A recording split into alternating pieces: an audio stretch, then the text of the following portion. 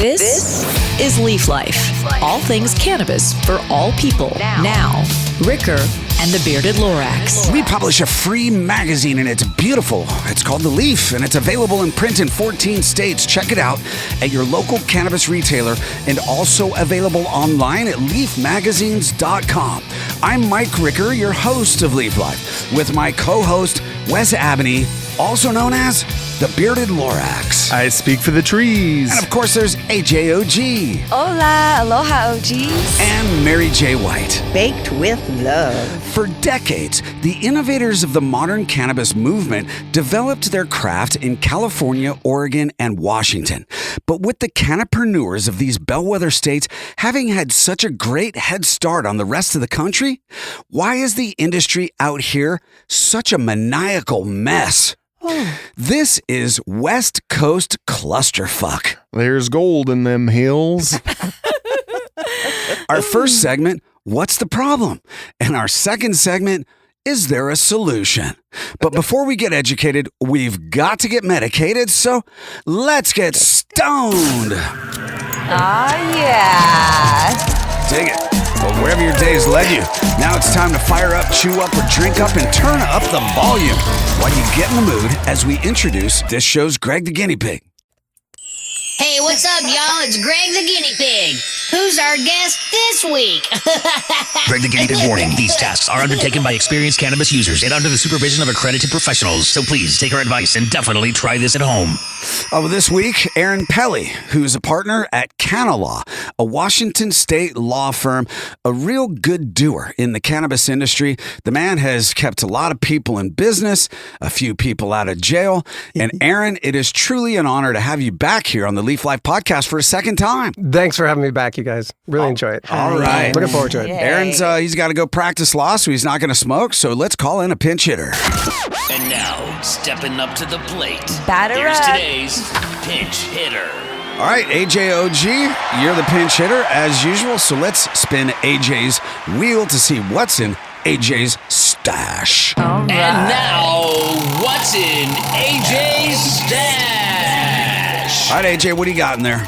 All right, y'all. Looks like I'm going to be popping open a jar of flour. Ooh, With a and capital these F. nugs are beautiful, Aaron. We will put them on this restash lid for you so you can take a nice look at Admire. the nuggalage. Ooh, they're nice and sticky. All right. Oh, those are So good this looking. is by Dope Labs. We're looking at orange gelato right now. It's a sativa hybrid. Oh my goodness. Really purple. Super Beautiful. frosty. Super frosty. I believe it's a Washington brand. Yeah, new that to Washington with some Nice. Cali roots as well in there. Is this the new farm in Oli? Yes, it is. Yes, it's a new Oli farm. That's Nice. exciting. We love Oli because the Olympia. climate. Olympia, yeah. The climate's so beautiful up there. All the trees. And Down I just, there. Down there? Up Yeah, there? it's down there. It is down there. It's We're around in the way. Seattle. Hello. Yes, so down there, it's covered in beautiful climate and trees. So I love anything that's grown in nature out there. I just feel good Down about there. it. You know, Just down there. kidding. I'm playing with it. So the Yeah, down owner, there. Veronica, is going to be on a future show called Spiritual Readings. And she actually came up here from San Diego. And if you're listening in Southern California, you know the Wow. brand Urban Leaf, URBN Leaf. It's a retail chain, and she helped open 7 of those shops. So she's been in the biz a long time, and now she's in Washington State. So we look forward to having. Actually, she's here in the studio audience watching now. So Thank you. That was wonderful flower. It smokes so clean and fresh. And I heard that you guys have an award-winning grower named Jason Talmeg on your team. So I'm excited to smoke more awesome Jason growers. let me get a hell yeah, Veronica. Yeah. There it is. All right, you heard her. So, Aaron, let's get into it, man. Okay. What is the problem with the West Coast clusterfuck? You know, I live in California. It's the most fragmented, dysfunctional cannabis market that I've been privy to thus far, and it's the original. It's the innovator of the modern cannabis movement. You know, the Emerald Triangle is down there. People have been growing. Farms have been producing high quality cannabis for well over 40 years. You come north a little bit into Oregon, and there's absolutely a very dissimilar industry between California, Oregon, and then you come to Washington, and it's even more different. Washington makes the rest of them look really dysfunctional because Washington's actually healthy. But as we sit here in Seattle at Leaf HQ, it's dysfunctional in its own way as well. There's very little cohesion, and that's a problem. It is. You have a bunch of different forces and factors going in at the same time. So to start with, you have all of these industries being taxed at a level that's just unsustainable. Yeah. And then It's a nice way to put it. yeah. Yes. And so many people go into this business over and over again, almost like a revolving door of failure. And it's not really necessarily their fault. They're passionate about what they do. They love what they do. They know that they can be successful at it. They know they're creating great product and they're failing. And at the first threshold is those taxes and that ability to be able to run those businesses under that kind of tax structure that is so oppressive. And so then what happens? Those people, they have to decide whether they're going to, break the law and sell this through some other resource and run it across the country, or they're going to not pay their employees. And so it almost is like a non-decision. Or not pay their taxes. And then strangely, there's this illusion that everything's okay because, every divorced dad with a 401k is like, you know what, I think I can do this. And so they buy the license of the last failed person. And so this keeps kind of and it's been going on for more than a minute. And I think there's a secondary issue, but that would be the first threshold issue. I would imagine that you guys probably have thoughts on that, but It's like a stacked deck. And for people that came from the legacy market or the old school days, like selling weed was easy. You didn't really have to try. I mean, at a certain level, because it was an illegal commodity, and then in early recreational, it was a highly sought after commodity. Mm-hmm. Well, now it's an agricultural product. You don't hear about like strawberry farmers crushing it, although some of them probably undoubtedly do. But they're not like on Instagram flexing about their strawberry, jam the way we are with our hash. And so there's that illusion of Instagram and social media too, where nobody wants to say, hey, I'm in debt up to my eyeballs. I owe the IRS money. I've got vendors that aren't paying me. I've got people I owe money to. Like, we hear this all the time. Mm-hmm. But on Instagram, it's like, check out my new hash or check out, my scene. Right. And so I think there's a little bit of denial about the realities. And that's why this kind of show is important. Because if we talk about the reality, then people understand what a deal they're getting on a $10 gram of weed or, a $30 eighth. Because to get that, the farmer got like $3. Yeah, or less, maybe. Or considerably less. Yeah. Wow. So it's a tough market all up and down the West Coast. Perception is reality. So the public, obviously, cannabis is a party drug, and a lot of people who come into this industry and at the bottom level as like a bud tender think this is a great way to get paid to party. Right. But and I mentioned that on the last show, how to be a great bud tender. But it's not. It's a business. It's like professional sports. You think, a sports team, let's take an athlete, for instance. Say they make $10 million a year. First thing they have to do is pay 10 to 20% to their agent, and then another 25 to 30% or whatever in taxes. And by the end of the day, they're seeing half of that. Mm-hmm. And for cannabis companies, it's far more expensive to produce a product because it's not just growing weed, people. You've got, and growing weed is not cheap, by the way. You've got to pay for nutrients, water, lights, ... And then you've got packaging, and then you've got distribution from seed to sale. By the time a product gets to the shelf on a retail market, it's already been taxed 100 times. Yeah. It's been taxed on the seed. It's been taxed on the packaging. It's been taxed on the sale, ... So where's the margin? There's not one. Well, and it's at 70 or 80% tax. I mean, I talked to somebody at 70 or 80%. Could you keep a business open at 80% tax? I can't imagine running. And so somebody has to be doing something in order to survive and live, So it's like, but yeah. Sell it out the back so door. Right. And that's what a lot of companies do in I think all companies almost. I want to piggyback off of... I wasn't done with the thought. Sorry. Sell product out the back door. And like you said, they ship it out over state lines. And, there is no international or interborder shipping, interstate commerce in this industry. That's legal. Yeah. Right. If Oregon... Not yet. If Oregon could move Oregon weed to Kansas, the Oregon market would be fruitful and profiting. Sure. Because nobody grows good weed in Kansas. Well, that's the problem is actually people grow great weed in Kansas and in Timbuktu, and they don't necessarily want the Oregon weed either. And so there is that dichotomy of everyone wants to sell their weed somewhere else and go succeed somewhere else. But if they're not succeeding where they are, the likelihood of going somewhere else is very low.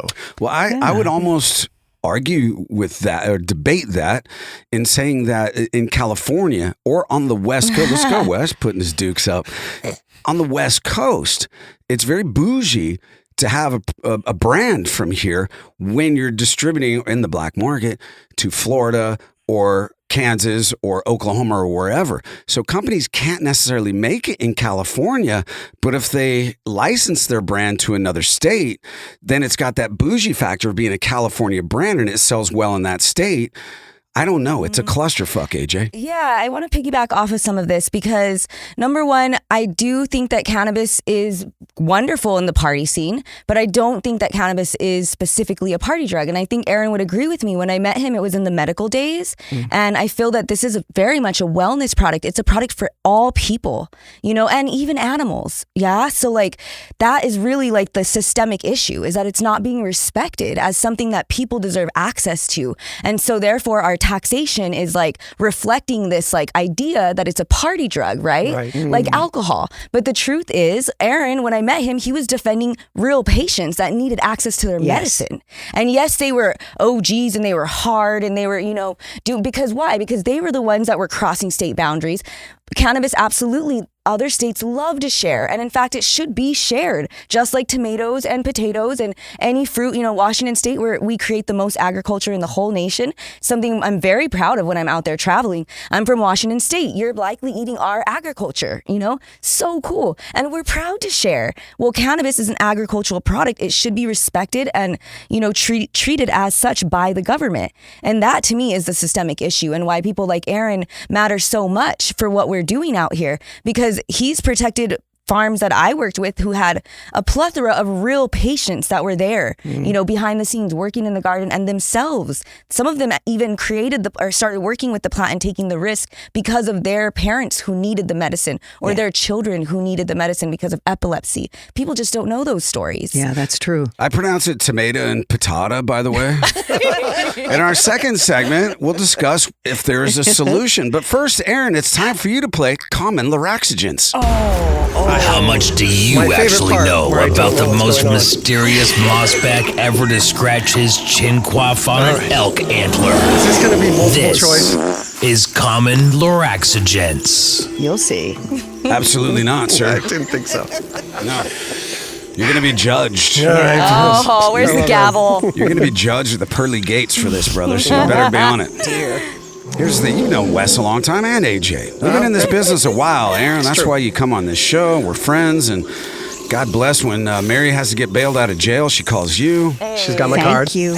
Thank you. But much is yet to be learned about the mystifying species of bearded lorax. However, here's what we do know, Aaron. Okay. Number one, if a sheepdog resembles a smaller version of a yak, what does a bearded lorax resemble? I am supposed to answer that? Really? Yes, absolutely. Smaller bearded lorax. That's what I'm looking for. Yes. I'm at a loss for words. Do you have an answer? Is there an answer? There absolutely is. There's an answer, of course. Okay, yes, Tasmanian devil comes to mind. It's a great guess, but it's absolutely wrong. We're sorry. Yeah. The answer is Dr. Seuss's lorax with a beard. Okay, that was an obvious answer. Although the bearded lorax is a more robust version of the fictional character from the famed children's book, there is no denying that they both have a definitive love for trees and extremely bushy facial hair that resembles a mad warrior from the Game of Thrones television series. Excellent. All right, I like it all. Nice. I like it all. All right, here we go. That It's one was Common actually Luraxagens. nice. What's that, Wes? That one was actually nice. Yeah. That was nice. It was like, it was sweet. For a change. Thank you, Ricker. Oh, well, he knows I love him. Softening up on us. Yeah, don't hold your We're breath. not done yet, right, Mary? Don't hold your breath, Mary says. Number two, if gophers are a nuisance to homeowners' yards in the Midwest, what is a nuisance to the bearded lorax's yard? To his yard. Yeah. Yeah, wow. Does he have a yard? He does. He has it's a gorgeous. house with a yard. Gorgeous. Yeah, it's beautiful. Okay. I haven't been out there. And many Lots of nuisances. trees. Many nuisances? Yeah. I don't. Ornery kids with bikes. Oh, that's a hell that's of a good guess. one. Great guess, but it's very wrong. Getting off his lawn. No, he has a sign out there. The answer is unicorns. Okay. The mythical beast. Although they have pretty manes that little Sophie bearded Lorax likes to hold onto for a fun frolic through the garden of kaleidoscopic colors and magnificent willow wisps, the bearded Lorax grunts when he sees them and shoos them away because he's tired of cleaning up their rainbow-colored poop and having to reseed the grass. Makes sense. Yeah, All right. right? Because it burns through and I got it. It's a Kind of nuisance. acidic. I love that rainbow poop, though, man. That's my favorite. Yeah, well, I like that. invite a bearded Lorax over. They're attracted to the scent. Now, number 3. Capture all the angle. If the most popular concentrate to dab is Skittles, what is the bearded Lorax's favorite strain to dab? Oh, that's jeez. easy. You know the answer? Sure. All right. Well, you gave me all questions that I'm going to get wrong. Like this, you're I doing that thought- to a lawyer. This That's is like not legally correct. It's like taking pictures of a supermodel going to the bathroom. It's just terrible. Like, It's common Loraxigents. I don't know. It might be kind of hot. all right, maybe you're right. It's a I'm not some going to think people. about that anymore. What's my guess is, What he likes to dab. doesn't he dab Skittles? Snarkleberry. Well, It's not. incorrect. All right. Everybody all the way around. The answer is unicorn poop. Oh, geez, back to the unicorn. Yeah. The bearded Lorax has ultimately surrendered the fact that unicorns are going to continue to eat his grass. And besides, he loves seeing little Sophie bearded Lorax smile as she's whisked away into the garden of kaleidoscopic colors and magnificent willow wisps. And it doesn't hurt to have a few extra pounds of fresh steaming dabs stashed away in mason jars in the garage. That all happened. It's a real strain. That's all. Unicorn poop, you know that. I did know that. before. of course. Rainbow colored poo. It's kind of cool, you guys. I know. Sparkly. If you want to discover cannabis news, reviews, entertainment, and culture, and explore every single Leaf magazine at your convenience, search leafmagazines.com. Coming up in our second segment, we'll dive into if and how there's a solution to the crisis of the West Coast clusterfuck. We'll get another spin of AJ's wheel, and we'll kick it all off with another episode of Not For Nothing with Mary J. White. Leaf Life continues in just a moment. These products have intoxicating effects and may be habit forming. Marijuana can impair concentration, coordination, and judgment. Do not operate a vehicle or machinery under the influence of this drug. There may be health risks associated with consumption of these products. For use by adults 21 and older. Keep out of the reach of children. Some of the wardrobe, including Ricker or Wes's sick lids, is provided by Grassroots California. Check out the dopeness at grassrootscalifornia.com.